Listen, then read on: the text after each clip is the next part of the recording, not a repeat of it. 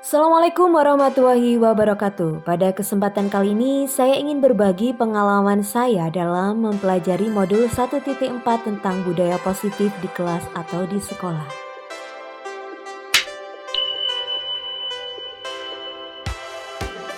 Pada modul ini saya belajar untuk memahami peran sebagai guru untuk membangun budaya positif dengan menerapkan konsep disiplin positif dalam berinteraksi dengan murid-murid saya.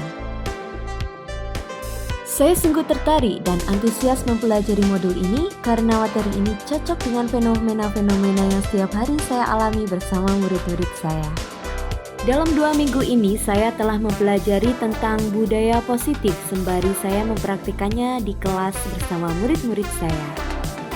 Namun ada satu materi nih yang belum sempat saya implementasikan, yaitu materi keyakinan kelas.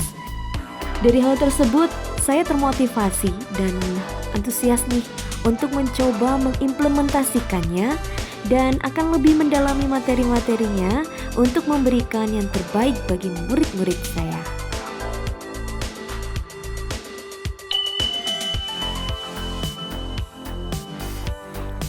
Ada banyak hal yang saya pelajari dari modul ini, antara lain yaitu memahami mana disiplin positif dengan berbagai nilai kebajikan yang dikaitkan dengan teori kontrol, memahami teori motivasi, hukuman, dan penghargaan, memahami apa itu keyakinan kelas, memahami 5 kebutuhan dasar dan dunia yang berkualitas, memahami apa saja 5 posisi kontrol, dan bagaimana penerapan segitiga restitusi dan langkah-langkahnya.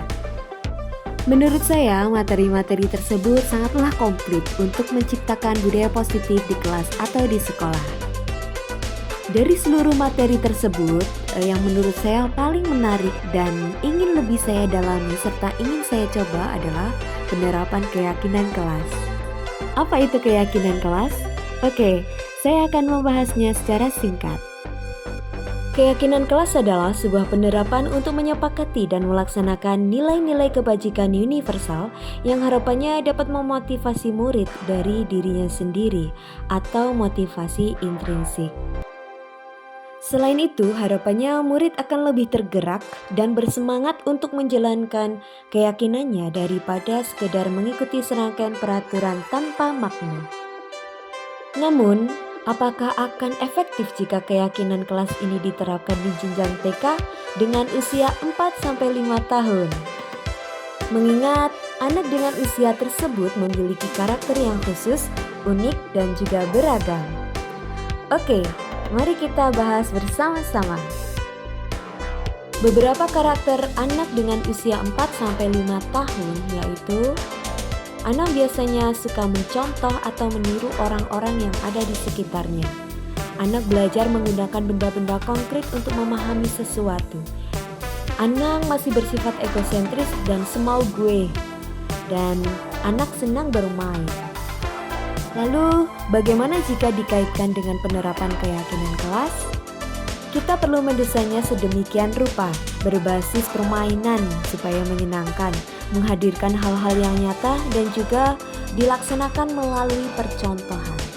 Berikut ini akan saya sampaikan langkah-langkah untuk menerapkan keyakinan kelas.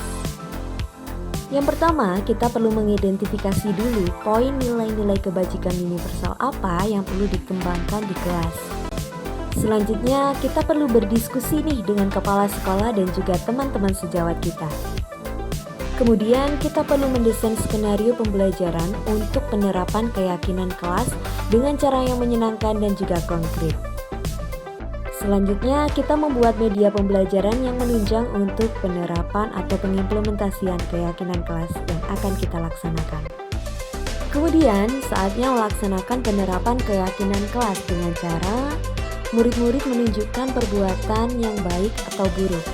Murid-murid mengelompokkan gambar-gambar perilaku yang baik dan buruk dan mereka menyepakati bersama-sama terkait perilaku yang perlu kita laksanakan di kelas. Dan yang terakhir, kita dapat mengingatkan murid-murid kita atas keyakinan kelas yang sudah disepakati bersama-sama melalui kegiatan tepu dan menyanyikan lagu yang bermakna.